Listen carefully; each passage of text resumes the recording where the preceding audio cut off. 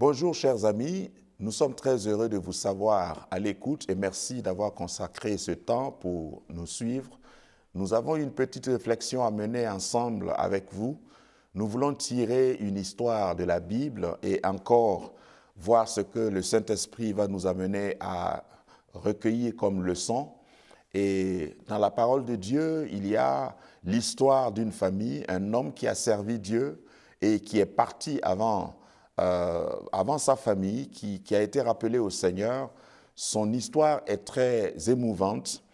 Il s'agit de l'histoire que nous trouvons dans 2 Rois chapitre 4, verset 1, et jusqu'au verset 7, nous trouvons son histoire. Je lis pour vous 2 Rois 4, 1 à 7. Une femme d'entre les femmes des fils de prophètes cria à Élisée en disant: « Ton serviteur, mon mari, est mort, et tu sais que ton serviteur craignait Dieu, craignait l'Éternel. Or, le créancier est venu pour prendre mes 2 enfants et en faire des esclaves. » Élie lui dit: « Que puis-je faire pour toi? Dis-moi, qu'as-tu à la maison? » Elle répondit: « Ta servante n'a rien du tout à la maison qu'un vase d'huile. » Il lui dit: « Va demander au dehors des vases chez tous tes voisins, des vases en grand nombre, des vases vides en grand nombre, et n'en demande pas un petit nombre. Quand tu seras entré chez toi, tu fermeras la porte sur toi et sur tes enfants.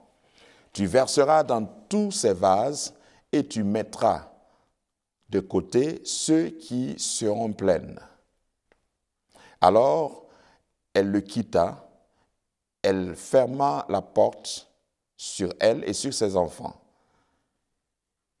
Ils lui présentèrent les vases et elle versait l'huile dans ces vases. Nous voyons ici qu'il y a une instruction précise que Dieu a donnée, l'homme de Dieu a donnée à cette dame. Je voudrais d'abord que nous considérions la vie de cet homme. On dit qu'il était un homme de Dieu et la Bible dit si clairement qu'il servait le Seigneur fidèlement. Est-ce que quelque chose de mauvais peut arriver aux bonnes personnes? C'est ce que souvent on se pose comme question. Oui. Est-ce que quelque chose de fatal, de mauvais peut arriver à un homme qui sert Dieu? Oui. Ça, c'est une question fondamentale que nous devons savoir en tant que chrétiens. Le fait d'être fidèle à Dieu, le fait de payer peut-être sa dîme fidèlement, le fait de servir le Seigneur ne nous met pas à l'abri des problèmes. Ça, c'est quelque chose qu'il faut retenir. Alors, à quoi bon servir le Seigneur fidèlement alors? Quelqu'un me dira. On sert le Seigneur pour ce qu'il est, d'abord. On sert le Seigneur parce qu'il est Seigneur. On sert le Seigneur parce qu'on l'aime. On ne sert pas le Seigneur forcément par intérêt. Notre première motivation pour servir Dieu, ce n'est pas parce qu'il répond à nos prières, mais nous servons le Seigneur par amour. Nous le servons parce qu'il mérite que nous le servions. On sert le Seigneur pour être fidèle tout simplement. Et voici que cet homme de Dieu qui a vécu pieusement, selon ce récit, qui a servi le Seigneur fidèlement, est mort et il est mort dans des dettes. Ça arrive dans nos milieux, ça arrive à beaucoup de chrétiens de vivre une vie pieuse, mais une vie non accomplie presque à la fin de sa vie. On laisse des choses, des questions sans réponse et cela n'empêche pas le fait que Dieu soit fidèle, que Dieu soit amour, que Dieu tienne parole, que Dieu réponde à la prière. Ça, c'est un fait. Mais ce que cette histoire ou ce que ce récit veut nous enseigner est qu'il y a des choses en plus de la foi, en plus du fait de servir Dieu, il y a des instructions que nous devons recevoir de Dieu. Avant de faire ce que nous devons faire, il est important d'aller vers Dieu et de demander à Dieu la sagesse. Parce que le fait d'être oint, le fait d'être appelé, le fait d'être serviteur de Dieu ne nous met pas à l'abri des erreurs. Il faut toujours recevoir de Dieu des instructions précises, même pour les choses les plus simples. Quelqu'un dira que je suis un chrétien un peu zélé, un peu radical, mais le problème de beaucoup de chrétiens est que quelquefois, une fois en Dieu, nous pensons que Dieu se charge de tout, que Dieu fait tout à notre place, que nous n'avons pas besoin de le consulter pour les petites choses, pour les détails. Pourtant, Dieu est dans les détails. Je pense que si cet homme qui servait Dieu avait pris soin de demander à Dieu comment il devait gérer sa famille, gérer ses affaires, comment il devait emprunter, chez qui il devait emprunter, comment il devait signer ses contrats, il n'allait pas mourir et laisser sa famille dans l'impasse. C'est dommage de voir la famille d'un homme de Dieu dont on dit a servi Dieu fidèlement, être dans la misère, être obligé, être coincé par des créanciers, au point qu'on voulait prendre ses enfants en otage, vendre ses enfants pour rembourser des dettes. Cela est dommage et je ne pense pas que c'est la volonté de Dieu. La première leçon que nous voulons tirer ici, c'est qu'il faut s'intéresser à consulter Dieu à chaque étape de notre vie et dans tous les domaines de notre vie. Lorsque nous devons éduquer nos enfants, c'est vrai qu'il y a des directives dans la parole de Dieu déjà, mais il faut chercher aussi ce qu'on appelle le réma personnel. Demander à Dieu ce que Dieu veut pour nous dans la situation qui nous concerne personnellement. Et cette dame dont le mari est mort a eu la grâce, il a eu la présence d'esprit d'aller vers un homme de Dieu pour crier au secours. Il est allé vers l'homme de Dieu pour dire, voici ma situation. Qu'est-ce que le Seigneur a comme instruction pour moi? Parce qu'aucune situation n'est fatale, aucune situation devant Dieu n'est trop tard. Dieu peut intervenir toujours, même dans les situations extrémistes. Et quand elle est partie vers l'homme de Dieu lui a donné un réma.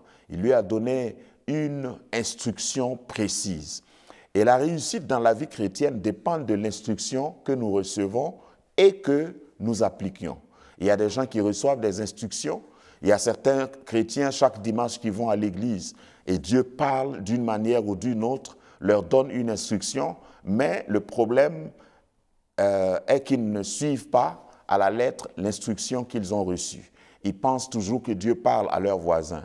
Et lorsque Dieu vous parle, il faut recevoir et il faut mettre en application cette instruction.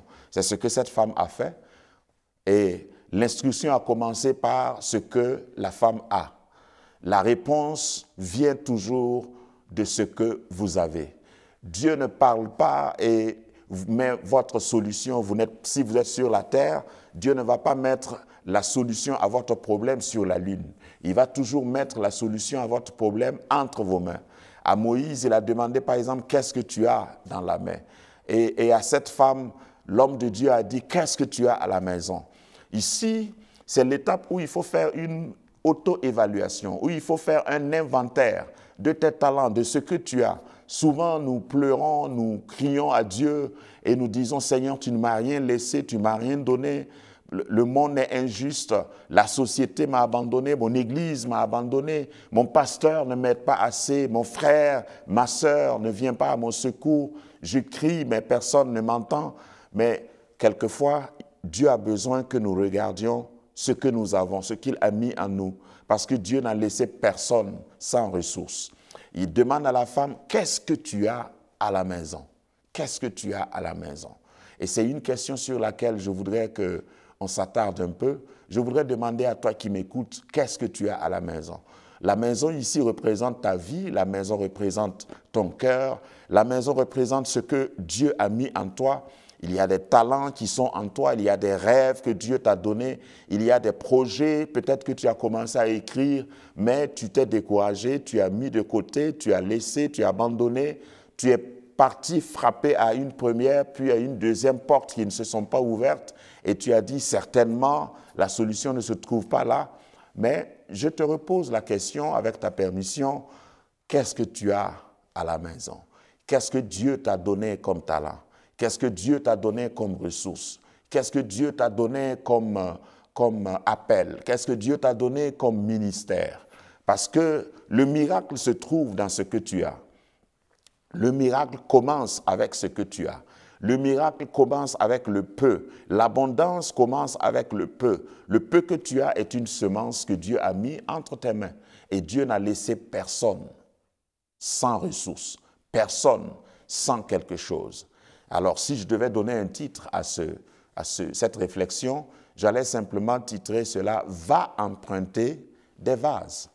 Va emprunter des vases. Un vase, c'est quoi? Un vase, c'est un conteneur. Un vase, c'est un récipient. Un vase, c'est quelque chose qui peut contenir autre chose. Un vase, c'est une capacité de rétention. Un vase parle d'une capacité de contenance, de conservation. Un vase, c'est là où on met des trésors. Et chacun de nous a un vase. Peu importe la grandeur, la capacité du vase que tu as à la maison, du récipient que tu as à la maison, Dieu a donné à chacun un vase. Et dans le vase, il y a quelque chose. Dans le vase, il y a une semence. Et ce que tu as dans le vase, s'il est petit, c'est certainement une semence. Et une semence est toujours plus petite qu'une récolte. Une réponse est toujours là avant une question. Parce que quand vous allez à l'école, lorsque le professeur ou le maître d'école pose un problème, c'est qu'il y a déjà la réponse quelque part. Il n'y a jamais de problème sans réponse. Le vase, c'est là où se trouve la réponse. Et quelquefois, nous laissons le vase à la maison et nous courons vers le prophète, nous courons dehors, nous courons vers la banque pour demander la réponse. La réponse est à la maison, mais nous allons vers le problème pour demander la réponse. Le vase ici représente ce que Dieu a laissé avec toi, ce que Dieu t'a donné. La réponse au dilemme, au problème auquel tu fais face, c'est avec toi, c'est en toi. Et Dieu veut que tu regardes bien autour de toi, que tu regardes bien en toi, que tu t'auto-évalues, que tu fasses l'inventaire de ce qu'il t'a donné. Depuis ta conversion, certainement Dieu t'a parlé. Depuis le début de l'année, Dieu t'a certainement parlé. Par rapport aux problèmes qui te préoccupent actuellement, je sens dans mon esprit que Dieu t'a donné un début de réponse, mais tu as négligé. Le vase, il peut être petit. Et puis le vase, il est ordinaire, il est dans ta maison, mais tu ne prends pas garde, tu ne regardes pas, tu regardes toujours dehors. Et tu sors même pour aller loin, pour chercher le vase. Voyez-vous, cette femme, elle avait un problème sérieux. Elle est partie vers l'homme de Dieu et l'homme de Dieu l'a renvoyée à la maison. En quelque sorte, l'homme de Dieu a dit, mais tu sais, la solution se trouve chez toi. Repars chez toi. Qu'est-ce que tu as chez toi? Et la femme a donné deux réponses. Et c'est ce que beaucoup de chrétiens font souvent. Quand on leur demande, de quoi es-tu capable? Qu'est-ce que tu as? Quand Dieu même nous demande, qu'est-ce que vous avez? Qu'est-ce que tu peux faire? Il a dit à Moïse, qu'est-ce que tu as dans ta main? Moïse a certainement dit, pourquoi tu me poses cette question? Je suis devant toi, j'ai quoi dans ma main sinon un bâton? Mais le bâton, ton bâton intéresse Dieu. Ton bâton, c'est le début, c'est la clé de ton miracle. L'homme de Dieu a dit à la femme de repartir chez elle et de regarder parce qu'elle a certainement un vase. La réponse était en deux temps. Elle a dit, non, ta servante n'a rien. Et après, elle dit, non, ta servante n'a qu'un vase. Oui, c'est vrai, une partie de ta réponse ce matin, ou au moment où tu m'écoutes, c'est « je n'ai rien ». Mais l'autre partie que je te demande de considérer, c'est que tu as un vase. Ça peut être qu'un vase, ça peut être ordinaire, mais par la grâce de Dieu, je voudrais t'inviter à considérer la solution. La solution se trouve dans ce que tu as. La solution ne se trouve pas dans ce que tu n'as pas. Parce que c'est ce que tu n'as pas qui t'a poussé à aller. Mais c'est bien déjà d'aller vers la bonne adresse, aller vers un homme de Dieu, aller consulter un homme de Dieu, un homme qui écoute Dieu et qui parle de la part de Dieu. Et peut-être que je ne suis pas aussi éloquent que cet homme de Dieu, que la femme m'a consulté, mais je viens devant toi pour te dire que Dieu a mis un vase entre tes mains, dans ta maison, autour de toi. Ton vase, ça peut être ton enfant. Ton vase, ça peut être ta femme. Ton vase, ça peut être le pasteur que tu écoutes tous les dimanches. Ton vase, ça peut être le canal par lequel nous sommes en train de communiquer. Ton vase, ça peut être ma petite voix qui te dit que Dieu a mis quelque chose entre tes mains. Alors considère ce vase et suis l'instruction qui va suivre la révélation. Le fait que l'homme de Dieu fasse une révélation à la femme en disant « va prendre ce vase parce que ce vase contient déjà la source de ton miracle, ce vase contient déjà la semence de ton miracle. » Et maintenant, l'instruction qui va suivre, c'était de sortir chez les voisins. Une partie de ta bénédiction se trouve chez toi et une autre partie se trouve, l'expansion de ton miracle se trouve dehors, se trouve chez les autres. Et ici, l'instruction veut nous dire que Dieu ne nous donne pas tout. Dieu ne peut pas te donner tout ce que tu veux à toi seul, exclusivement. Dieu ne te donne pas le monopole de ton futur. Ton futur, une partie de ton futur se trouve chez quelqu'un.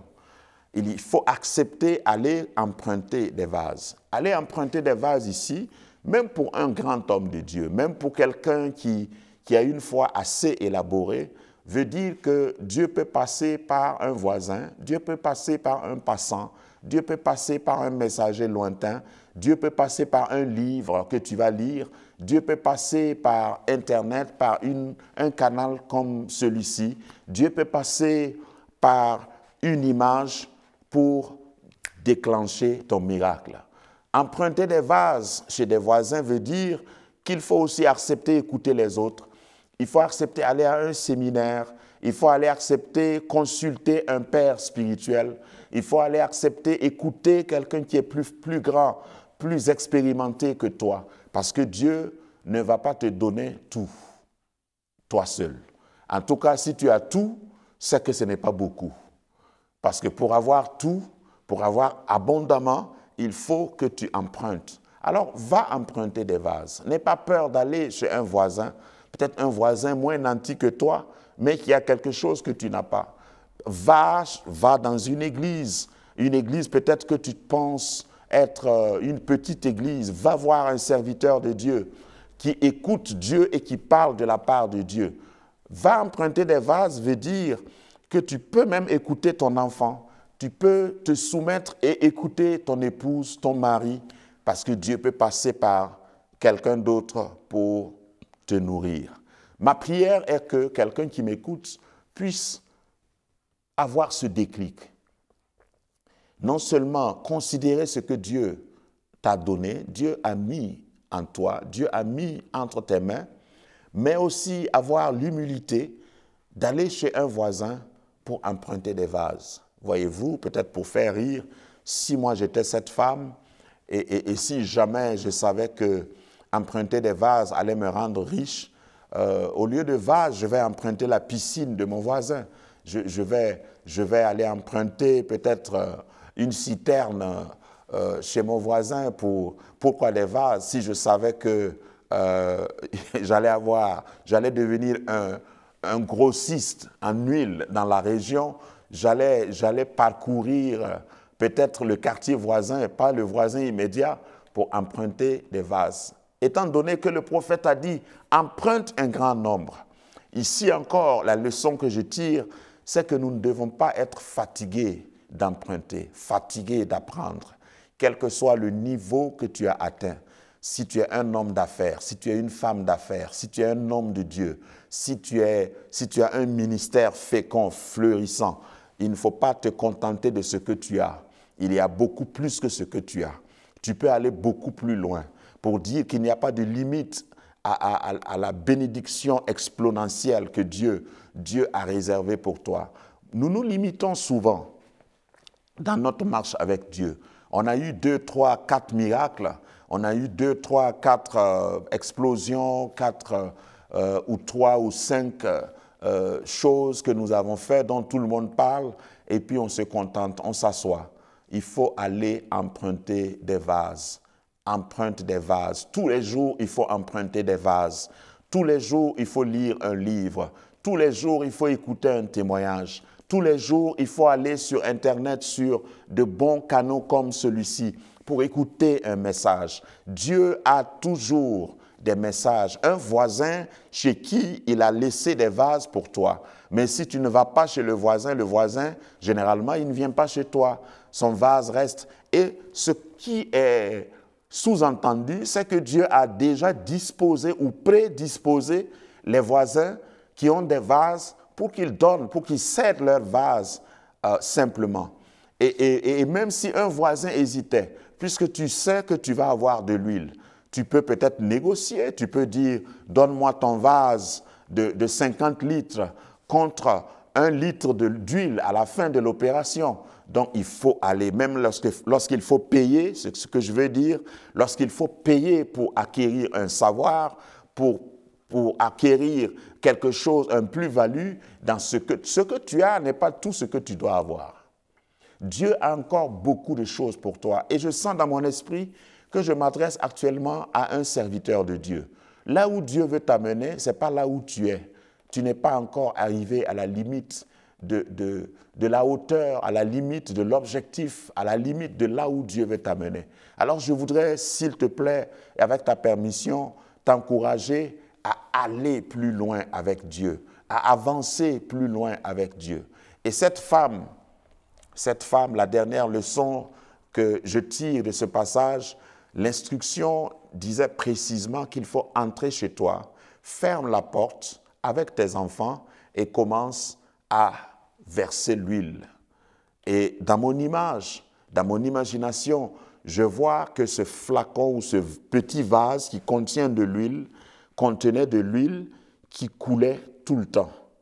Et quand ce vase d'huile qu'elle avait, certainement qui était plus petit que le vase qui est venu de dehors, lorsque elle commençait à verser l'huile, l'huile ne finissait pas, l'huile continuait de couler jusqu'à ce que le plus gros vase qui était en bas soit rempli et elle demandait à ses enfants, passe-moi un autre vase et ainsi de suite.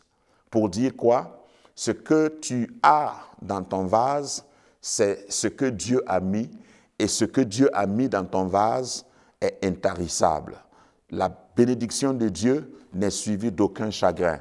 La bénédiction de Dieu ne finit jamais. Sinon, ce n'est pas une bénédiction qui vient de Dieu. Donc, la solution que Dieu va te donner va être une solution complète. Et tu vas utiliser cette même solution qui va s'appliquer à tout autre vase, tout autre problème qui est venu de dehors, et tu vas avoir la solution. Ensuite, il y a les enfants. Pourquoi fermer la porte sur les enfants? Ce que Dieu m'inspire à dire à propos, c'est que ce n'est pas tout le monde qui peut assister à ton miracle. Je ne sais pas, mais si tu as assez vécu, si tu as vécu assez longtemps dans la vie, si tu as un certain âge, tu sais bien que ce n'est pas tout le monde qui va acclamer ton miracle. Ce n'est pas tout le monde qui peut assister à ton miracle et vivre avec joie ton miracle. Voyez-vous, il y a des miracles qui doivent être privés avant d'être publics. Il y a des miracles que tu dois vivre avec le Seigneur dans le secret, dans le privé. Ce miracle, je le vois comme quelqu'un qui se met à l'écart, qui reste devant Dieu, qui dit « Seigneur, c'est toi et moi, c'est moi et mes enfants, nous sommes devant toi ». La première étape pour un miracle, un vrai miracle, ce n'est pas de sortir et de commencer à crier, de demander à tout le monde, de dire « Venez, nous allons prier ». Mais quelquefois, les vrais miracles commencent par une prière solitaire, une prière en privé. Jésus a dit dans son instruction, dans Matthieu 6, pour la prière, quand tu veux prier, entre dans ta chambre, dans ton lieu secret, ferme ta porte, prie ton Père qui est dans le lieu secret et il t'entendra. Certains miracles ne viennent pas quand tu es en public. Certains miracles, et dans ma vie personnelle, les vrais déclics viennent quand tu es dans une retraite, dans la solitude avec Dieu, quand tu te retranches en privé et tu prends un temps de qualité avec Dieu, tu vas voir que Dieu va te révéler des choses. Invoque-moi au jour de la détresse et je te répondrai. Je t'annoncerai de bonnes choses, de belles choses, des choses que tu ne connais pas. Alors j'encourage quelqu'un à la fin de cette réflexion à avoir une intimité avec Dieu, un temps de qualité avec Dieu, un temps solitaire, de solitude, privé avec Dieu. Et ce que tu as, tu vas voir que tu n'auras pas besoin. Ce dont tu as besoin de dehors, c'est seulement des vases, mais le miracle se trouve entre tes mains. Que le Seigneur te bénisse, toi qui as pris ce temps pour m'écouter, que le Seigneur t'amène à un autre niveau, à une autre dimension dans ta marche avec lui, et que le miracle que tu vas vivre soit pour toi, pour tes enfants et pour tes petits-enfants, de génération en génération.